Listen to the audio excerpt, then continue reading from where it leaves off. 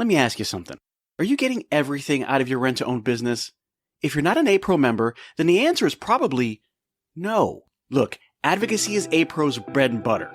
This is why they were created and what they do best. But here's the thing. A-Pro membership is about way more than advocacy.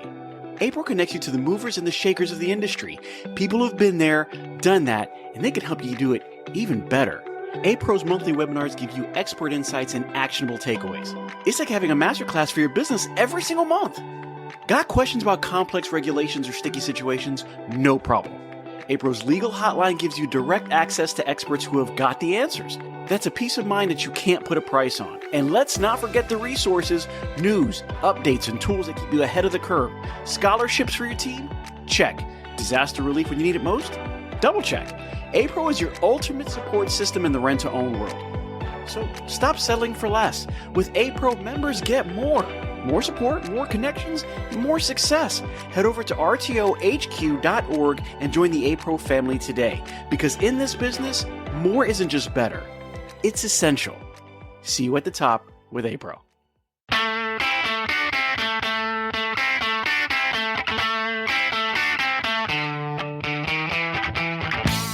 Hello and welcome to the RTO show. Today we're talking rent-to-own with Jeraud Norman, who is from Jeraud Marketing, and he has been in rent-to-own now for 2 years. He's been in the marketing scheme and he's gotten into it, and now he's going to show us how to get it done.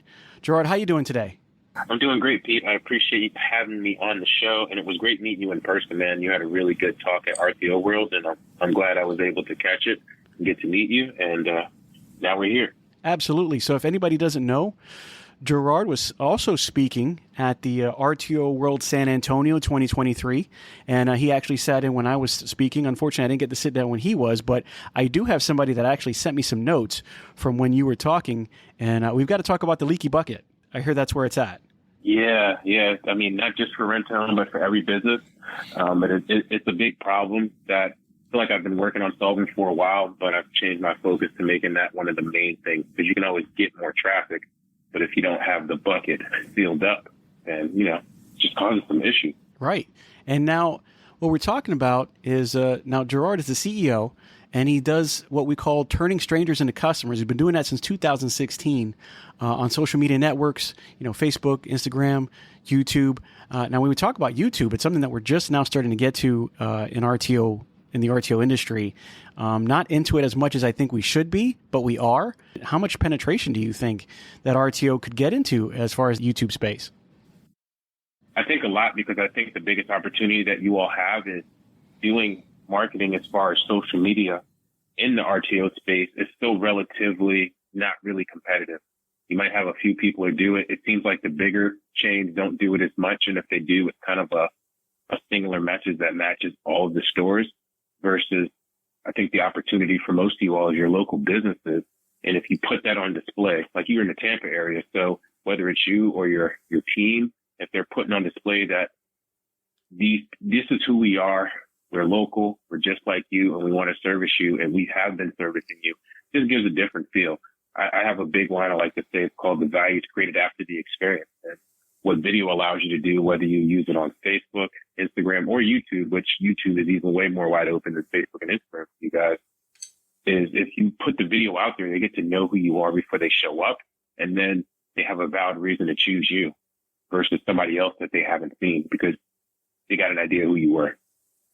Well, I mean, I think the big idea for rent-to-own is, unfortunately, I think we're still dealing with a stigma that rent-to-own is for people on a lower income scale, and that's really not the case.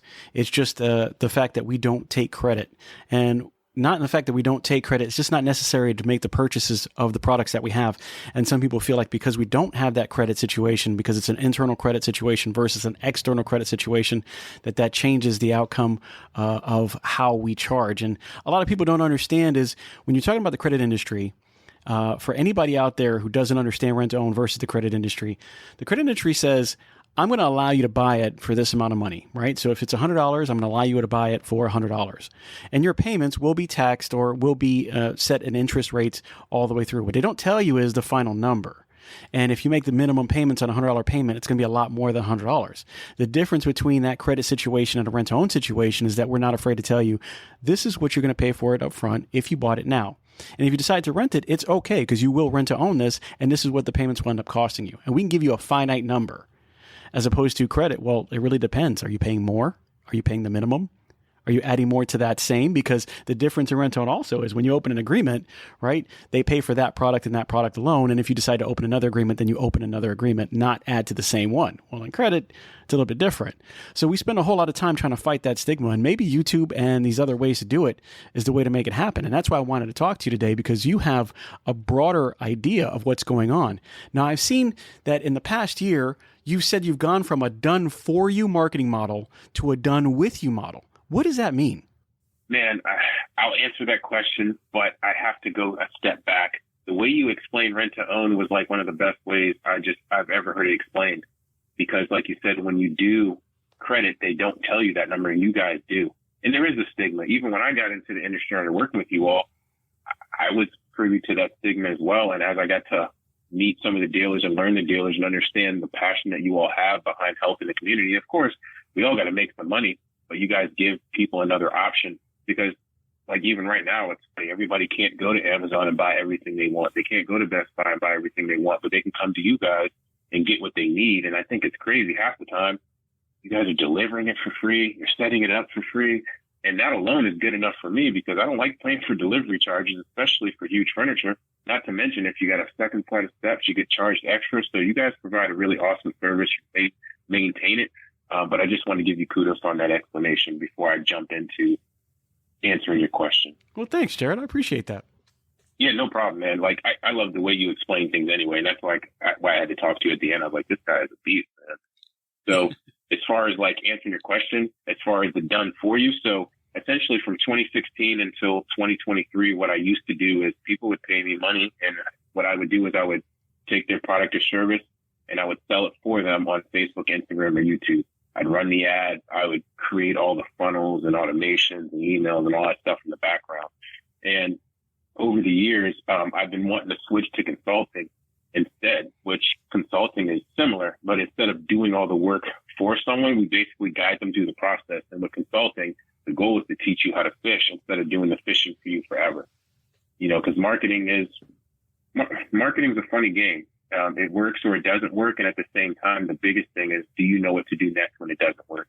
And I think that's where a lot of people fail. So if I could teach people the thought process on how to make their marketing work and show them how to do it so they can train their team, then at a certain point, they may not need me. So instead of paying me a monthly fee to do the work for you, and then if I leave or we sever the relationship, you have to start that process again.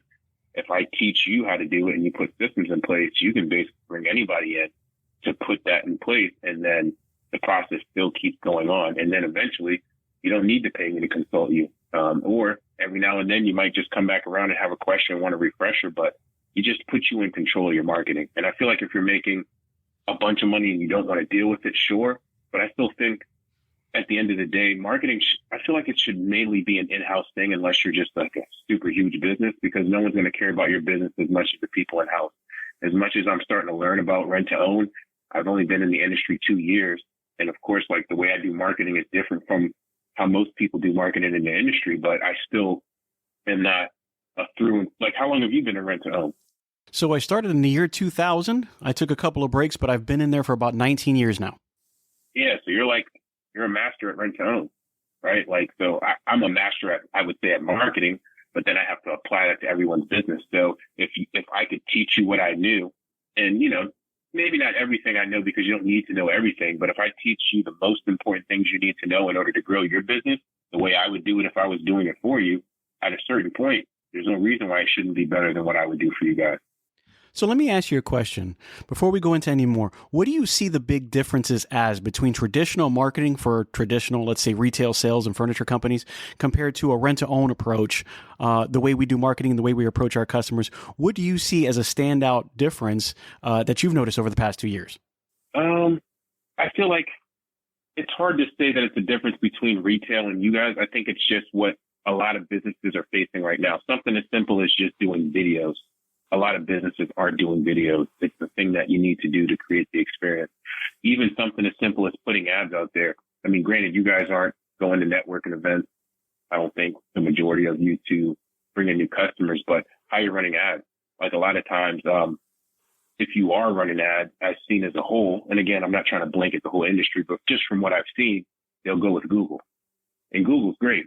And I'm not saying you don't have Google, but there's a huge opportunity on Facebook and Instagram. And even when you run a Google ad, there is no experience. Someone types something in, they need it, they see you, they call you. Now, the leaky bucket thing we'll get to later, but if you don't answer that call, which I think 60 to 64% of small businesses miss those calls, if you miss that call, that's a missed opportunity. And those clicks on Google are not cheap. I'm a lot cheaper on Facebook, but that isn't always good either, but way cheaper than messing around on Google. So it's not that you don't have Google, but then there's some guys who are not running Google. They're just, hey, the franchise market, and they'll bring people in and we'll just deal with what we have. And it's just, I think it's not what you guys do differently. I think it's just what businesses are facing as a whole. And it's kind of the same thing I've been seeing over the last few years. So stepping into this industry was no different. The reason why I like you guys' industry more than others is really the people. Like even being at rent to own, I mean, RTO world, when you were up there talking, I didn't know you had stores, but the fact that you did have stores, you were already sharing so much value. And I was like really taking notes. I'm like, man, this guy's really good. And it's just like, you all share so much. And for you all to be competition and be all in the same place and be sharing, I mean, you might not share your best secret, but you all share quite a bit compared to most industries I've been in. And the fact that you all can come together in brotherhood and sisterhood and treat each other with respect, I think is awesome. This is the part of the rent to own that I think a lot of people miss. And one of the reasons we start this podcast was because as people, when we do what we do, sometimes we forget that what we've learned as an industry is applicable throughout any rent-to-own company that you're in. Now, some people do one thing a little bit differently as far as, and I always say, it's like a fast food restaurant. We're all eating the same food, just made a little different ways. And you know what? Those little nuances are what creates the idea of you want to taste this particular sandwich over the other. But the ingredients might be mostly the same, except for the secret sauce, or one's grilled versus, fried or whatever. But in rent-to-own, the approach is, it's a people business. It's relationship driven. And anybody who can understand that it's relationship driven. So I could be the competition of anybody out there, but if I'm better at creating that relationship, that one-on-one customer relationship, and giving them an experience that they can't experience anywhere else because it's retail. You walk in, you buy something, you leave. I'm going to give you an experience. I'm going to make sure that you see the value in the money that you're giving me by taking it to your house, like you said, for free, servicing it for free, giving you different payment plan options as far as same as cash, long-term, early purchase option, being able to basically change the way you pay, either weekly, bi-weekly, semi-monthly, or monthly, and the ability to kind of add things to it as you go or subtract without any penalty. Everybody's doing that because it's an industry thing. So why not talk about those ideas freely? Why not talk amongst your peers freely and really give out? Because the more that you give, I guarantee you the more that you get. And of course, we're talking about marketing, and that's why we're doing that. So how do we focus on getting new customers? Because that's really what this is all about, is working on getting new customers. And we talked about the leaky bucket. So talk to me a little bit. Where did the leaky bucket come from, and what was the idea behind it? Well, the leaky bucket, I guess the idea came from, it's just like, if you think of just pouring water into a bucket, if it has holes in it, you're not going to get as much water as you would like. At the end of the day, as long as the bottom of the bucket is sealed, then yeah, you'll have some water in there. But essentially, every time there's a hole in your bucket, which means there's a hole in your process with how your marketing works as far as bringing customers in, then that just means another missed opportunity. And I think what was a game changer for me was as I started learning more about that process and focusing there instead of actually driving traffic, because I feel like getting leads and getting new customers, I feel like is easy. But when you don't realize how much you're missing because you have holes in your bucket, you don't think anything of it until you actually do the math. And then once you do the math, you realize how much money you're leaving on the table. And that's a term everybody uses. You're leaving money on the table. And I don't want to throw it around loosely, but I mean, if we just did like some simple numbers here, if you had, let's say 10 people hit you up on your website, and let's say that you have a website form, but if you don't get to those leads fast enough, let's say I came through right now and I said, hey, I wanted a new couch. If you call me tomorrow, because you didn't get the form right away, or you saw it and you didn't think it was important, then tomorrow I might have called your competitor. I might have called the same store down the street, which isn't one that's yours. I mean, obviously you want them to be taken care of, but it's a missed opportunity. So if there's 10 of those and you can, let's say your close rate is naturally 50%, that's five deliveries, or give or take, or agreements that you just lost. And depending on how much every agreement is worth, let's just say it's in that 120 to 130 range. Let's just call it 130 for the sake of numbers. So what's that? It's well over $600, $700 in potential loss just from missing those opportunities and not getting back to them fast enough. So that's where the leaky bucket is. And if we plug those holes where we make it where, one, if a website form comes in, it goes to someone on your team right away. Now, granted, if it's overnight, you don't have someone working overnight, that's next level. But even then, there's automation that comes out to let people know that you got their form. And a lot of times the people will respond to that. And by doing that, it's upping the experience, right? And it's letting them know that you got it, because I can't tell you how many times in all industries people will submit a form and it's like, oh man, I forgot. And it's not even like the next day, if they even respond. So it's just getting back to them fast enough. It's doing that. If you do have a Google lead that comes in, where does it go? How do you get a hold of it? Are they getting something within 60 seconds or less, automation wise? And if it's during the day, are you actually getting on the phone and calling them right away to let them know that you got their inquiry? And if not, they don't answer it, are you texting them right away to let them know, hey, we got your inquiry and we're here to help you? Excuse me. Every one of those isn't necessarily going to turn into a sale/delivery/agreement, but every time you don't do that, you're just lessening your chances. And that's basically what the leaky bucket is about. When your marketing is working and people are coming in, are you getting back to them fast enough? Which technically I call that part speed. So if you're not touching people within 60 seconds, automated with AI, which we've been doing AI now too, or manually, then your chances of closing that deal go down dramatically. And I think the part that people miss, and I want to find a better way to say this, and maybe you can help me, Pete. If you don't know what's happening, then you don't think you're losing money.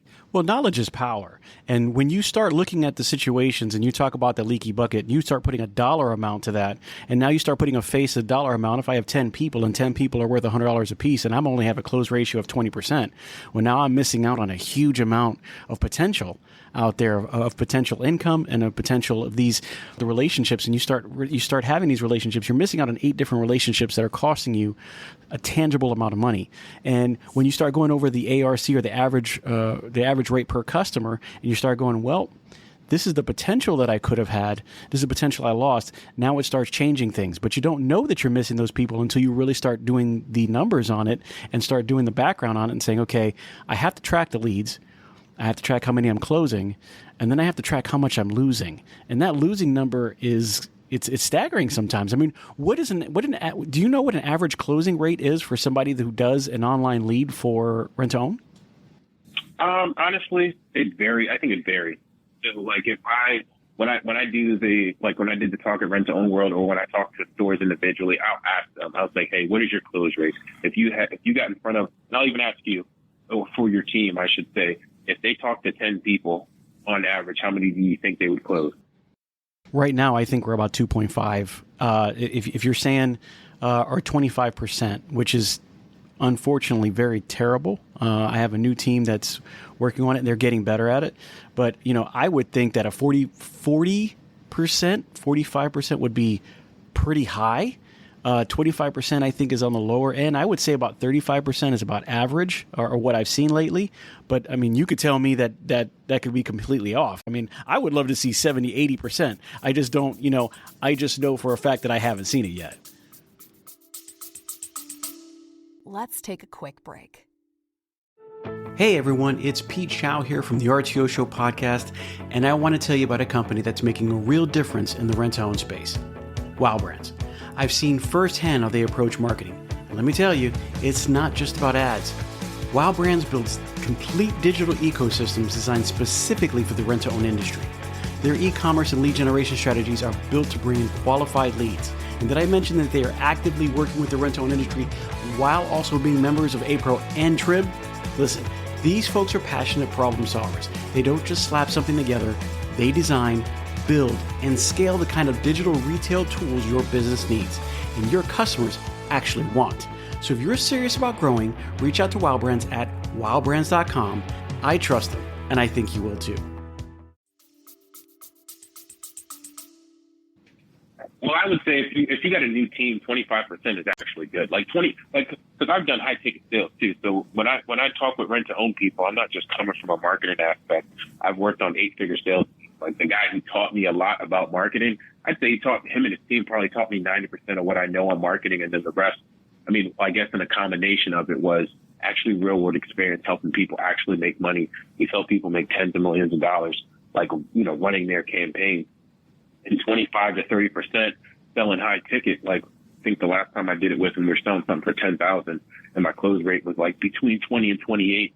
And I should have had it higher, but I understood where I was missing. So if you have someone who's new, and I was new to his system selling it, and they're doing 25%, that's good, because the only way to go is up, especially if they're the right people on the bus. So I wouldn't be down on that, but obviously you want to see incremental improvement every day. But I would say only reason I go with 50% is because usually I'll get anywhere between 40 and 60. Some guys swear they can close everything, but then the biggest difference is closing cold traffic versus closing warm traffic is two different things, no matter if you're in rent to own or not. If someone sends you a referral, then your close rate should go higher. If you're meeting someone who doesn't know who you are yet, then opportunity to close typically goes down. So even if we stayed at 40%, like I said, if that's where you want to be, or even if we stayed at the 25, if you have 10, like I said, 10 leads came in, you close 25%, then that's, like you said, 2.5 new agreements that you got there. But then here's a number that a lot of people miss. If 10 leads come in, how many did you actually even talk to? That's a good question. Yeah, that's what I call contact rate. Well, I guess, and I, without even really thinking about it, if I have 10 leads come in, we don't actually talk to a lot of them. I would probably say half either are non-contactable, or by the time we contact them, it's been later, even though we've tried to initiate contact up front. So I don't know. I really didn't think about it like that, but I guess that would increase the amount of closes per actual contact and not actually per lead that came in, which is very important as well. Very true, right? Yeah. Yeah, so even keeping that number in mind, so let's say that we went with the 10 leads came in, you got a hold of 5 of them, and out of the 5, you closed 2.5, so technically you're at 50%.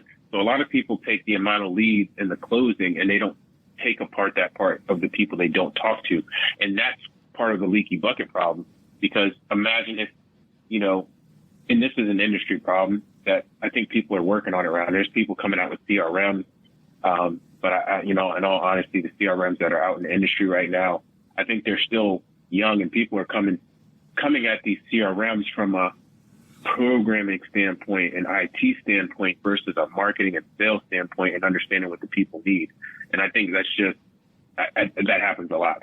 But all right, now if we go back to these 10 leads, you got a hold of, let's say if we had the leaky bucket fixed and the speed to lead problem was engaged, or solution was there, and you got a hold of 7 of them. Now, naturally, if you still were at that 50%, it automatically increases how many deliveries you get. So one of the biggest holes that I've been helping people plug in rent to own is keeping track of that contact rate and then working on that. So, if we increase your contact rate even by 1%, that's essentially 1% every day, then it's like everything else stays the same. The numbers just continue to rise. And when people start focusing on that, and I had a consultant call with a guy yesterday. It's almost like a 7-figure photography studio he works with. And he was telling me about his numbers, and he was happy about them. He found out that the numbers he was telling me were off, and he's really big on his numbers. And then because I kept saying, bro, like, if you're getting these numbers, imagine if you tracked how many people you actually talked to. And he was like, no, I don't need to do that now. Then he came back and said, I think we need to look into that. We had a call yesterday with the same thing. He's like, man, now that I know that, I can just redo everything. So now it's another number that he adds into his marketing stats. Yeah, we had 100 leads, or we had this many, but how many did we talk to, and how many did we close out of that? And then the problem that keeps solving is how do we talk to more of these people so that if the close rate stays the same, we just keep closing more because we don't need to focus on the back end as much. Because the sales might be as good as it gets. You just need to get them more opportunities. And the only way to get opportunities is by having conversations. So do you think in rent to own, as we're watching these numbers go in and making sure that we're closing, our close rate is at least at 50% of the people that we do contact, do you think it's better to do a broad approach, or do you think that any one of these factors is a better way to go to go almost, I wouldn't say an all in, but focus more on? Is Facebook a good more focus on than it is a total Google range, or is it all the above and not really focus on one situation or the other, than one, let's say, social media versus another? For me, I mean, I'm a little biased. I know Google does work. I don't just discount Google. But when I first started marketing, I have so many opportunities to choose SEO, which SEO is great. You need SEO, but it costs you a lot of money up front. If you don't have it, then you're not going to get clients right away usually, because it's a long man's game to rise to the top. And then when you're dealing with bigger stores like a Rent-A-Center or an Aaron's that have thousands upon thousands of locations, they have the money to spend to make sure they outrank. And the only way someone wouldn't click on them is if they already had a bad experience. But it doesn't mean you still shouldn't show up. But I'm more biased towards social media because it gives you the opportunity to create that value. Like even what you were saying about selling the myth of the rent-to-own industry, that's the video. Like I felt the experience of what you were trying to offer, even though we're talking right now. I felt it. So imagine if I could see you deliver that on a video, whether you were in your store, walking down the street in my city.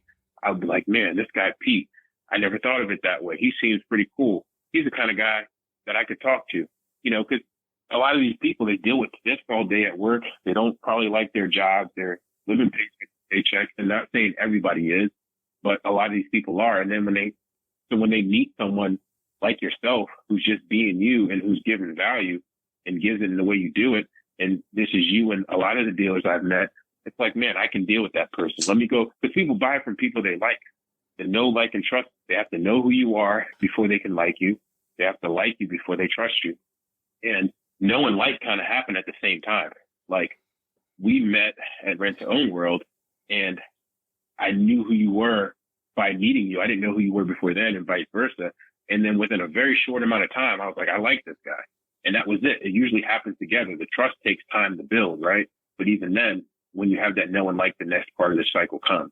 And that's why I like social media over Google for that standpoint, is because you can build the know, like, and trust in one video. Like if that what you said, you did that in the video. I'm not saying you're going to, knock it out the park and break your delivery records tomorrow. That's a damn good start to let people know who you are. And then imagine if they watch, let's say that's a minute-long video. Imagine if they watched 15 seconds of that video, which means they really pledged their time into that. Imagine showing up to them again with another video, continuing breaking myths, or another video actually showing them an offer, or another video actually just showing them the showroom floor, or another video just showing them who your team is, introducing your team to them and saying, hey, this is Sally, or this is Pete, and he's been here for so long. What do you like? I like the Eagles, or I like the Buccaneers, bad Tom Brady, whatever it is. Letting them know that you guys are real people. So when they come there, they're looking for you. And the craziest thing about doing video, Pete, and this happened to me when I first started doing marketing, I started doing a vlog, and it's on my YouTube, which I was actually recording my journey from learning how to do the skills that I have now without having any skills. I had literally lost my job and was trying to figure out how to do something new. And I recorded every day for like 6 months, my journey. And when I went to San Diego to go to the conference where all the people in this community were, people knew who I was, and I didn't know them. It was all because they were watching my journey. They saw how I hustled. They saw the injuries I was going through to get myself back from my car accident. They saw me taking my son to jiu-jitsu. So if I had something to sell them, man, I'd have made a bunch of sales because they knew who I was when I got there. And it's like the most humbling feeling, especially when you're a humble guy like yourself and a humble guy like most of these dealers. You want people to come in and feel like family. The best way for them to do that is for them to know who you are before they get there, and they want to meet you. So then basically, as we're looking at rent to own and we're looking at the social media input and output, what you're saying from a marketing standpoint is not just to be out there trying to sell and hook somebody for the next sale, but to actually turn back the veil on what's going on and say, hey, this is me. This is what I offer from rent to own. This is the people that I have here. This is the business we do, and this is how we affect our community. And you're saying when you put that information out there in video format through social media, you will get a better turnout in the marketing aspect? You will. And sometimes it's automatic, and sometimes it takes time, but all marketing somewhat takes time. But that's why I like to do that aspect. Again, if we had the video of explaining what happened in rent to own and how it works, if we retarget or remarket for the Google people, the people who are engaging with that video, then they're the only ones that see the next step. So now it's like you've created an audience, and then you just keep showing that audience, and then you make them an offer. But what happens is most people, what they do, and it works this way too, is they shoot, they'll run an ad, whether it's video or picture, and they basically do no like and try to get the trust all in one video and ask for the sale. And you can still make sales that way. And I've done it for plenty of people. But I think the beauty of being local and you guys aren't going anywhere is even though you want to make more sales, you don't have to be in such a rush. You can have both aspects. But yeah, it's really about letting them know who you are. I mean, the beauty, like being local, it doesn't take much to make sure that everybody in the whole city knows who you are, whoever your target audience is, especially if your delivery radius is maybe 10 to 15 miles, maybe more in a rural area. It doesn't take much for everybody to know who you are. So the more that you can connect with them, and especially if you have an entertaining side to you and you're willing to put that on video without feeling, you don't want to feel like a clown, but if you can marry the two together, man, you'll be that guy. Be that guy or you be that girl city. And when someone needs something, they're coming to you. So the CRM or the customer relations management software that we're talking about is the CRM software that's out there that funnels people to the website or funnels people from the website to your store. And now here's the thing. You're right. CRMs are not really tailored to rent to own, and they haven't been, and we're kind of working around that. I was speaking with Jess Mahan, who is the sales director for rent to own in the Countryside Rentals, and she was talking about how they use the CRM, but they kind of have taken the options they can and changed it over to as much as they can to rent to own. But they also have live people who are answering the phone or answering web leads that come in, and they're actually the chat function, but it's real people. Now, those people working 4-hour shifts and they're working all the time, which is, I think, a great idea. But here's a question. With the advancement of AI, and I noticed you mentioned that before, and automation and AI, is that something that you think rent to own should incorporate in the chat box to start talking to one of the customers to see that, we can close that 60-second gap and not have such a leaky bucket? For sure. So like what Jeff is doing, if they have the people on call, I mean, that's awesome because as long as they're on top of it, then they'll get to all the leads right away.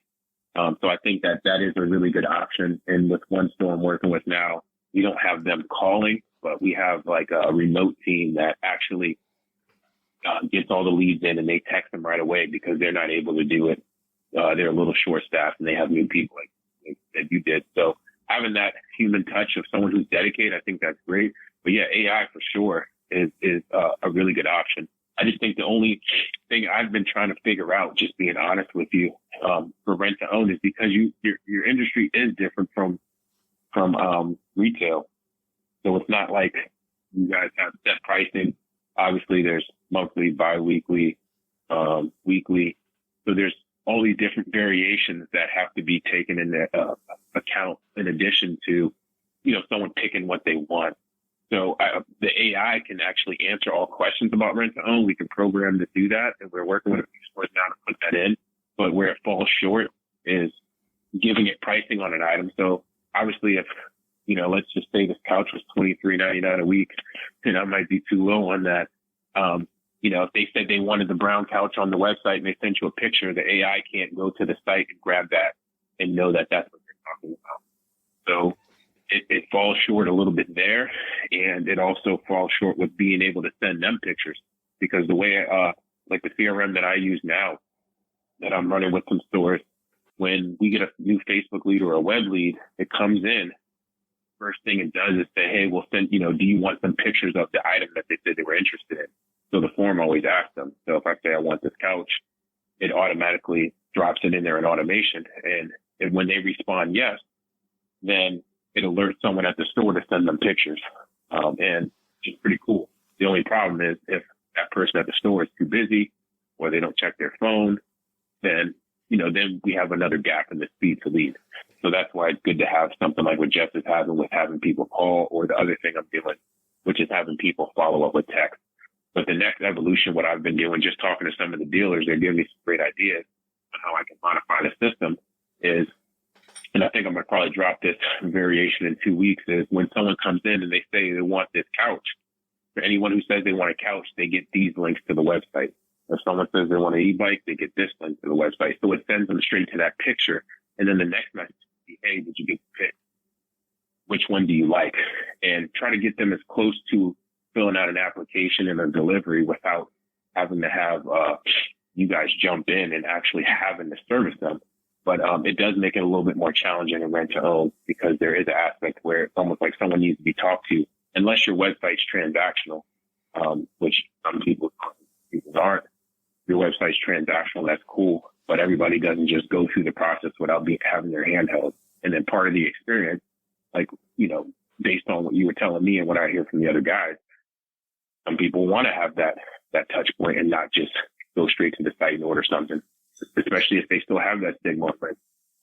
So it's hard to fully eliminate a person. You can include AI, but I haven't, just being honest, figured out how to let AI take over that whole operation for you guys, but it can get them further down the track to application and delivery. Well, just a quick question. Now, we were talking about the 60 seconds or less, and I know you said speed to lead. What does it look like when you start answering or you start getting to these sales leads after 60 seconds? How quick does the fall off happen? Man, it's crazy. I should have my presentation up with that screen. But the one number I remember off the top of my head is if you go more than an hour from the time that lead came in, you're 60 times more is likely not to get a hold of them. Which, at that point, let's say you had a lead and I was coaching you and you said, hey, I'm not getting to him after an hour. I'm like, well, until you hit him up 60 times, don't tell me that lead ain't good. And you'd be like, huh? And I'm like, until you hit them up 60 times, don't tell me that they're good, because that's how the numbers played out. Anything after a minute, it goes down dramatically. I've always been preaching 5 minutes or less to call people, even if you have automation coming out. But an hour, it's crazy. Once you go a day, and there's some people say, yeah, I get to them in a few days.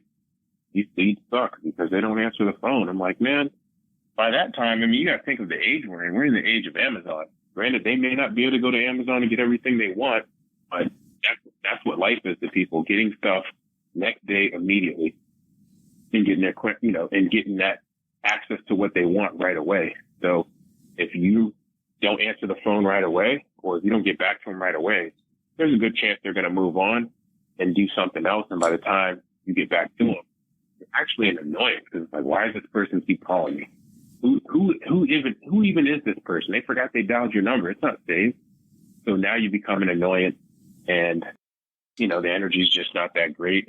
And if your people do get on the phone, they can be as nice as they want, but at that point, most of them just leave me the hell alone. I already got what I want, or I don't want it anymore. I can afford it. This is a scam. Who knows what their life is like, what they're going through. And that's where that experience comes in again, and that you guys are trying to provide them, because you make them feel good. You make them feel something that they're probably not feeling in other places. And that's why they're going to keep coming to. So at Jeraud Marketing, let's say that I have a couple stores. And when I say a couple, I mean a literal 2 stores. And I call Jeraud Marketing and I say, listen, I need to open up what I have. I need to make sure that I'm getting as much online content as I can to the people that I'm trying to sell to. And I want to have a net that I'm barely going to let anybody through. What is some of the things that you would say that you would be able to do with a smaller company? Because like you said, the bigger companies, we got the racks, we've got, like Rent to Own, who's got just handling business and taking care of things. But what about the guys who's got 2 and 3 stores? What would you say you would be able to offer them and make happen so that we don't have such a leaky bucket? The first thing is I would lead with plugging all the holes. So first of all, you have a website. And if you do, great. Where does it go? How long does it take you to get a message when someone enters it in? And if it takes you more than a day to get it, I mean, honestly, if it takes you any time other than automatic, then that's the first thing. I'm like, all right, well, cool. Here's a new website form. As soon as someone fills it out, you'll get a notification right away. Then I'll say, all right, do you have a website widget or chat? And they'll be like, yeah.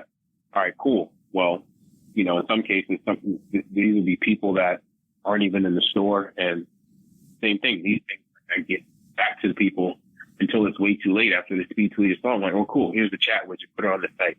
Now, if anybody chats, you can either chat live with them or it'll come straight to your phone and you can text back and forth with them, or you can get on the computer, but it'll come right away. So those are the first two things we solve. And it's like, all right, where are your leads coming in from right now? All right, well, if they're coming in from Google, same thing. We'll put something together where you get the information right away. So if you can't get to it, then, that's half the battle.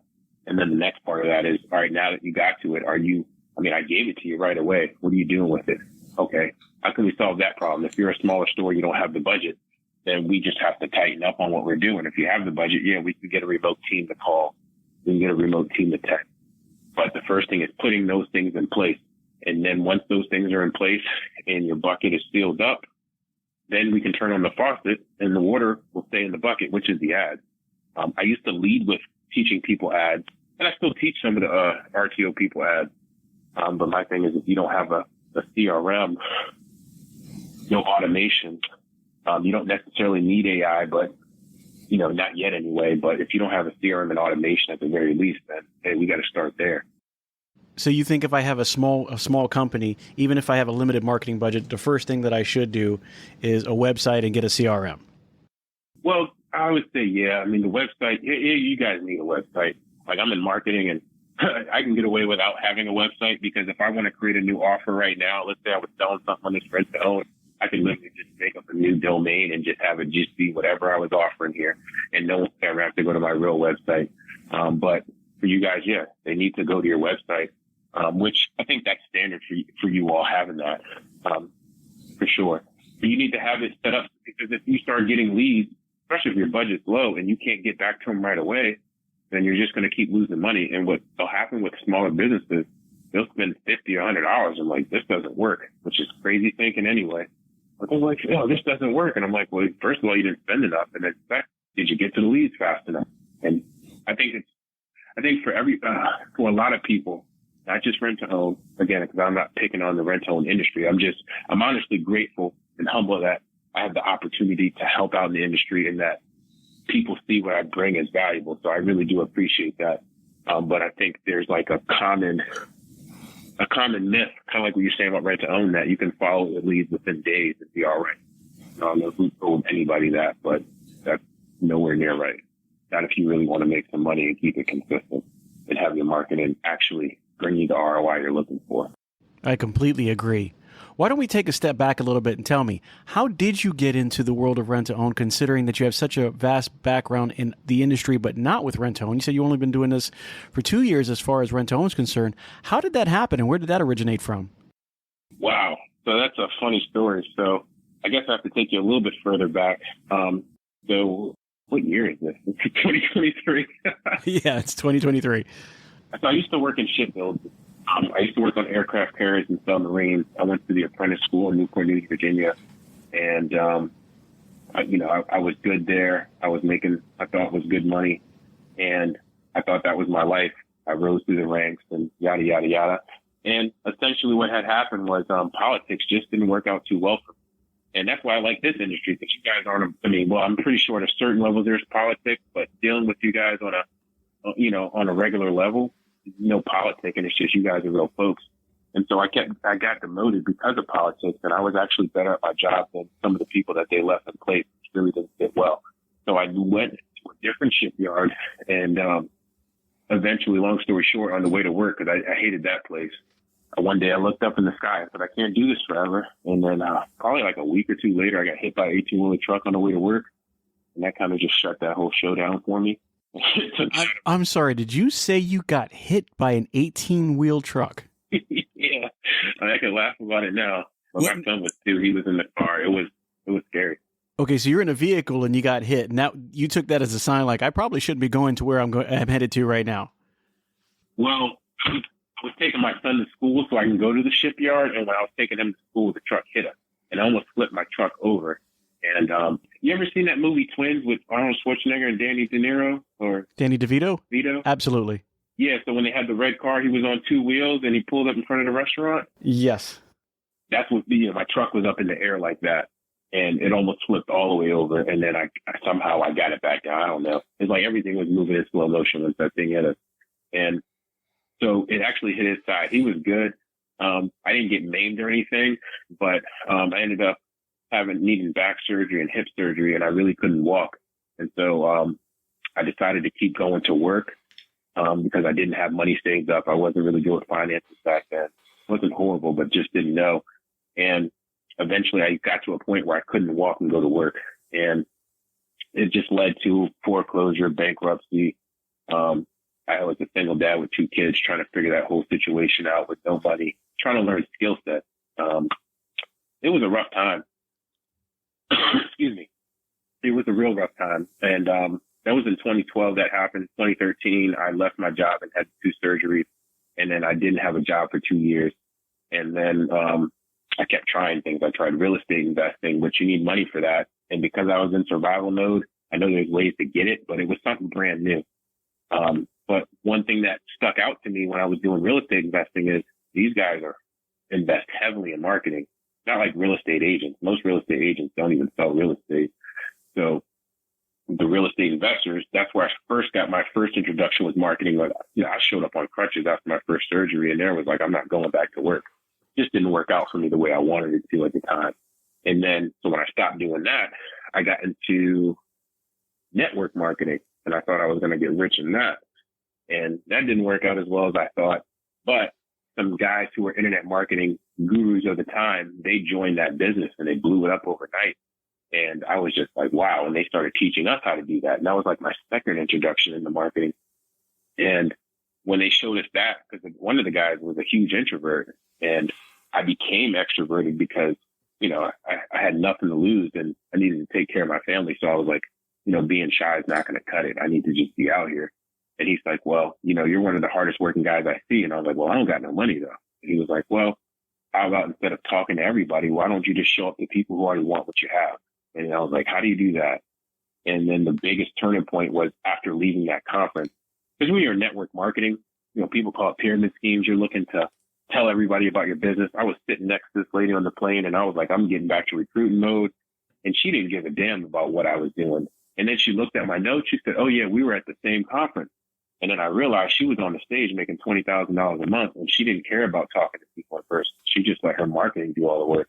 And then when I got off on the rest of the ride home, I was like, I'm going all in on marketing. And I tried using marketing for the network marketing business. And then eventually I was like, forget this business.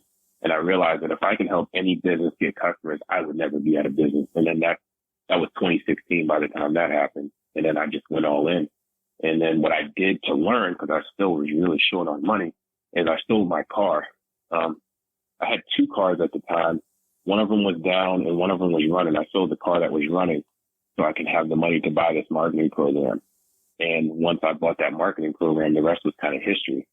And I kind of had to tell you that part because one of the guys I met, because I started working with Premier, and I got a shout out to my boy Scott Kinnear. If he's listening, if he listens to your show, I'll tell him to listen to it. But Scott Kinnear, he's a Premier dealer out in Ohio, really good guy. And this was one of the times that my mentor asked me to come back and help him with a project. And I was like, well, you guys are 8 figures. So if I can come learn from you guys, I can just make my team better. And I sold Scott I helped him create an ad because he bought my mentor's package. And then I sold him on joining the same program that got me really good at this. And he was like, hey man, you're actually pretty good at this. My company, they want me to help them, but I need to run my stores. Would you talk to them? And I was like, yeah. And I spoke with the director, and that was it. Really crazy story how all that happened, and that was like 2 years ago, and here we are. How is your relationship with Premier now? The relationship was good. I still work with Premier. Scott's really cool. I still work with them. I still train them on ads. been giving them some suggestions on how to increase their speed to lead some of the guys I work with individually. So it's pretty cool. The thing I like about working with them is I feel like a lot of what I got to know about the rent-to-own industry was from dealing with their dealers individually and just seeing how they were as people. Because in all honesty, if I don't like people, I don't care about money. I'm just not going to work with them. I just don't. And I would say, you know, everybody I've met and talked to has been really cool. And then once I went to RTO world, it was like an extension of dealing with the premier guys, but getting to meet all these people from different industries and seeing how they were. So it was a pretty cool experience. I'm glad I got out there. Well, I will tell you, my first RTO world really opened up my eyes, and it got me to see that there is so much out there that I didn't know, and so much of that I'm appreciative now for in meeting people who have helped me get to where I am, and people who have helped mentor me and get me great ideas and kind of help lift me up when I thought I was at the end of my rope. And they said, you know what, Pete, you got a little bit more life left, and came to do this podcast because I wanted those people to be heard. I wanted everybody to know that there were people out there who were willing to help and willing to guide and willing to push when you think that you're done and you're tired and you're out, and they can say, you know what? No, it's not the end of your road. You're a hard worker, and if you really want to do this, let me show you how I've done it, and maybe you can put your own spin on it. And I will tell you that is a rent-to-own 101 as far as the people that are out there, either Premier or Countryside Rentals or Rent-A-Center or Aaron's or Rent King or Buddies or anybody else. There's so many people out there that are willing to see you succeed, including the friends that you make along the way, and that's really what I love about rent-to-own. What part of the U.S. are you from right now? Where are you stationed out of? I actually live in Virginia Beach, originally from Boston, Massachusetts, but Virginia Beach has, been my home most of my life. I love it here. I haven't been out there yet, but I plan on putting that on my bucket list. Yeah, man, it's a nice spot. I mean, I like it. I like it living in the beach, and pretty cool. I haven't been to Tampa yet. I'm looking forward to making it out there. I come to Florida. Got one of my longest clients who's not in rent-to-own. He lives in Orlando, so I was actually just in Orlando sometime last month. He had like a small thing, and we had to get with him and the type of people he hangs out with, and it's always a good thing. And then be able to bring my wife and for her to learn, because we're getting more into investing overall. Because marketing is cool, and it is a skill to be able to help people always make money. And at the same time, learning how to make your money work better for you is always a good thing too, Absolutely. Well, what I want to say is, Jeraud, we so appreciate talking to you. I mean, talking about the leaky bucket and making sure that we catch everything that's coming through, at least as much of it as possible, knowing that what you do matters in time. So anything over 60 seconds is going to cost you. Make sure that you close them quick. Don't always be so quick to shoot to Google. Make sure that you do the Facebook and the social media, because sometimes that might be a better idea to put your story out there in video form and let people know who they're really dealing with. Make sure that if you have the opportunity to get a CRM, you go out and get it, because that customer relations management software is a must. And understand and know your lead times. If they're putting in a lead, how long does it take and what are you doing with it? And the close ratios of the people that you actually contact. Make sure that if you have a website, your messages are coming in the way they need to. And if you have a chat function, I can tell you right now, chat it up with them as much as you can, whether it's AI or not. Make sure that you're in the zone with 60 seconds or less. And we're going to let Scott know that he's much appreciated, Jeraud, for helping you get into the rent-to-own space and leading you to... How did you get to speak at RTO World, though? Oh, that's a whole nother story. So shout out to Sandy. Sandy's my girl, Sandy Fry. Yes. So Scott got me in, and Sandy's like one of my favorite rent-to-own dealers. She's just awesome. And obviously Scott is too. But essentially what happened was she's in Pennsylvania, and I knew a few dealers in Pennsylvania, and I got invited up there to speak at the PARD meeting, Pennsylvania Associate of Rental Dealers. And I spoke there, and that's where I got to meet Mr. Fisher, which he's a pretty cool dude himself.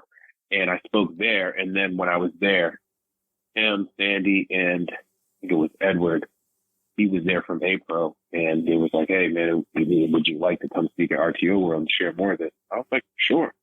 And that's how I ended up down there. So that was pretty cool. You guys already know, and I'll tell you, Jeraud, the guys at Magic Rent-to-Own, they are a big, big, big part of what's going on out there in the rent-to-own space. They are absolutely amazing on what they do. Dan Fisher and his guys are just... top-notch A1 on their game.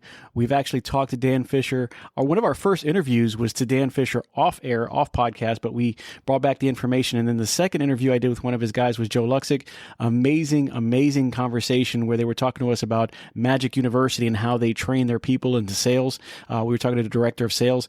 And let me tell you, those are some top-notch guys over there. And we really love to hear that you were able to come in because of something that you did with them, because those are like extended family for us here at the RTO show. Just letting everybody know, listen, if you guys have a question for Jeraud, please hit me up at pete@thertoshowpodcast.com. That's my email. Our website is www.thertoshowpodcast.com. Go on there. You can submit.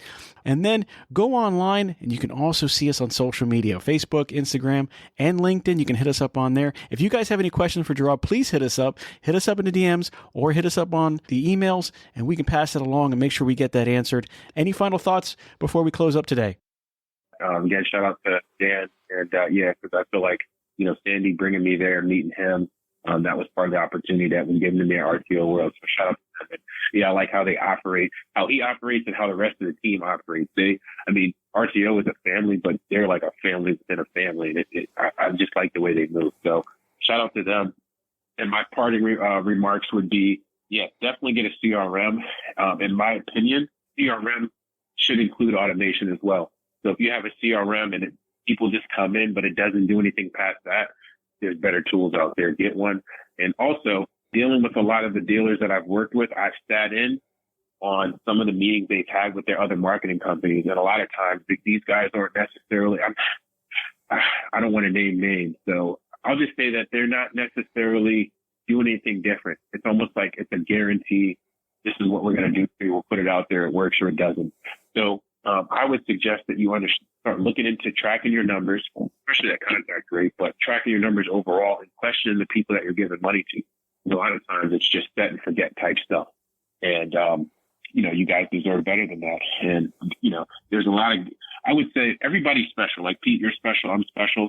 And I'm not going to give up. But when it comes to guys like me in marketing, I learned from a guy, and that's where I met Scott. There's thousands of people that are learning this skill set. Whether they're better than me or not as good as I am, that doesn't matter. I just happen to be the one guy that's probably in this industry that understands marketing the way I do. So if you do have questions, like you said, hit Pete up and feel free to ask. It doesn't cost you anything. And I definitely appreciate you, Pete, for having this platform, for allowing me to come on this platform and just meeting you and just getting to hear some of your value and expertise, because you were spending some game there. And I was like, man, anybody take notes. And I think some of them were, but I think it's just a tough crowd, because even when I did my presentation, guys came afterwards and they were all hyped. And I'm like, where was that energy in the room? And they was like, it's just the crowd. And I'm like, no, I need people getting hyped in the room. So, but those are my closing remarks. Get a CRM that has automation, and question the people who you're paying money to right now, because if they're not making any changes, then you can just do it. Well, I tell you guys, RTO Nation, right now, if you don't want the cookie cutter approach, make sure that you hit up Jeraud. If you want to email him directly about some marketing questions and not something that you want to hear on the show, you can also email Jeraud at Jeraud, Jeraud at GerardMarketing.com, and you can hit him up and say, hey, I heard you on the RTO show, and I'd like to see what not having a cookie cutter approach is and what you can do for me. Because I think right now, if anything we've learned is that we share what we know on RTO and make it last. So for anybody out there, we do appreciate it. Hit us up, and we do appreciate you listening. We want to tell you, as always, keep your collections low, get your sales high. Yes, sir. Have a good one.